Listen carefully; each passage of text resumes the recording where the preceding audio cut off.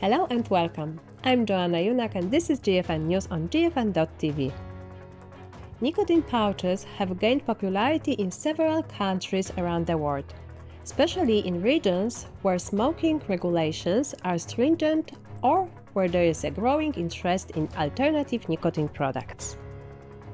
Australia's health minister recently expressed deep concern about the increasing visibility of nicotine pouches being advertised and supplied within the country.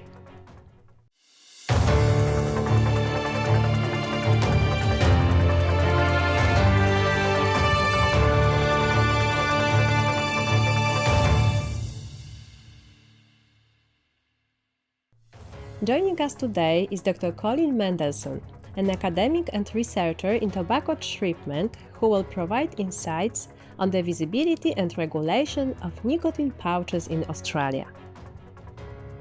Hello, Colin. It's good to see you again on the program. Could you please tell us how nicotine pouches are regulated in Australia and whether you need a prescription in order to buy them? Hi, Joanna. Well, in Australia, nicotine pouches are a prescription-only medicine like vapes. However, only a handful of GPs actually prescribe them. There are two legal ways to purchase them. Firstly, from a pharmacy with a prescription, although I'm not aware of any pharmacies that actually sell them, or they can be imported from overseas, again with a prescription. Most regular adult users import them from overseas websites. Some have prescriptions and some don't, and some orders do get intercepted at the border.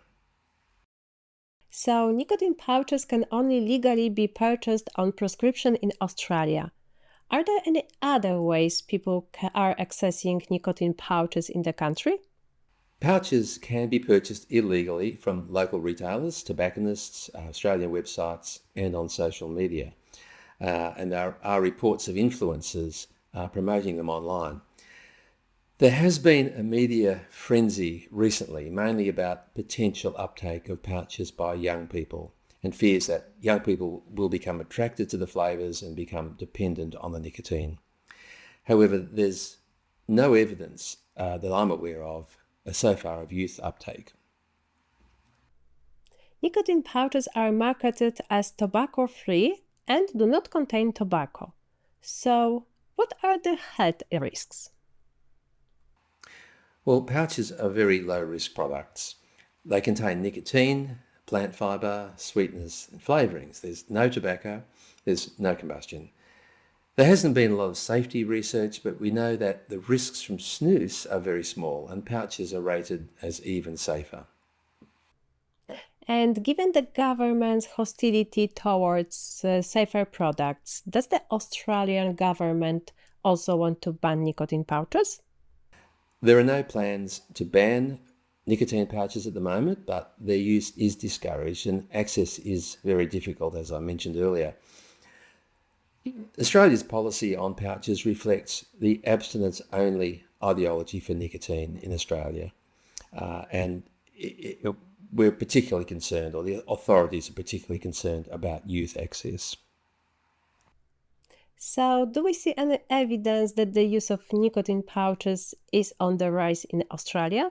Well, there is a small group of regular adult users in Australia, which is increasing. Almost all use, in fact, is by adult smokers or former smokers as a quitting aid. They're also used by vapers as an alternative when vaping's inconvenient or as a way to cut down vaping. And is there any research exploring the relative risks of nicotine pouches in the country? Well, there's no Australian research and there's very little from overseas. However, experts have ranked pouches as substantially safer than smoking and even safer than vaping. Pouches would be even less harmful than snus, as they don't contain tobacco.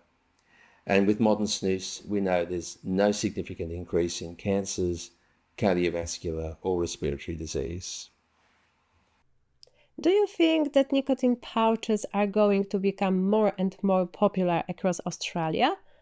And are fears around their popularity with young people justified? Look, there'll always be a market for pouches, and the number of users in Australia is slowly increasing. Look, we know snus is effective, and there's every reason to believe that pouches will also be effective as they give good nicotine delivery.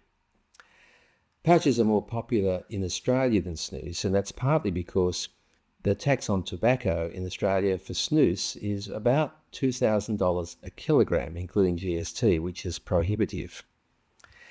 But there's no evidence of youth use so far, and I think the risk of any significant youth uptake is very unlikely, especially among non-smokers.